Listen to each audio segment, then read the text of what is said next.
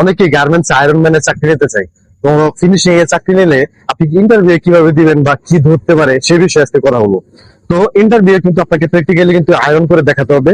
তো আয়রনটা কিভাবে করবেন আমি বিষয়টা বলে দিচ্ছি। প্রথমে আপনি সুপারভাইজার বা এরকম যারা প্রতিনিধি আছে বা কর্মকর্তা আছে তাদেরকে জিজ্ঞেস করে নেবেন যে একটা আয়রন স্ট্যান্ডার্ড দেন, মানে কি দেখে আমি আয়রন করবো স্ট্যান্ডার্ডটা আমাকে দেন।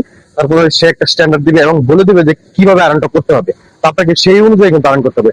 যদি বলা হয় যে আপনি স্টিম আয়রন করেন, এরকম স্টিম বের হবে, এবং যদি বলা হয় এভাবে স্টিম আয়রন করে তাহলে স্টিম আয়রন করবেন।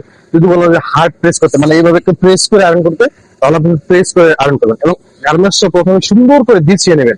এই বিছানোর মাধ্যমে কিন্তু ওরা বুঝতে পারবে যে আপনি প্রফেশনাল আয়রনম্যান কিনা। তারপর আপনি ওইখানে ভ্যাকুমটা আছে, ভ্যাকুমটা প্রেস করে তারপর আয়রন করতে হবে। এবং এটা হচ্ছে চাবি, এই চাবিটা প্রেস করে কিন্তু স্টিম গুলো বের হয়। তো এভাবে মূলত বিছিয়ে সুন্দর করে আয়রন করবেন। তাহলে বুঝবে যে না আপনি একজন অভিজ্ঞ আয়রনম্যান। তখন কিন্তু আপনার স্যালারিও বেশি ধরবে এবং চাকরি তো হবে ইনশাল্লাহ।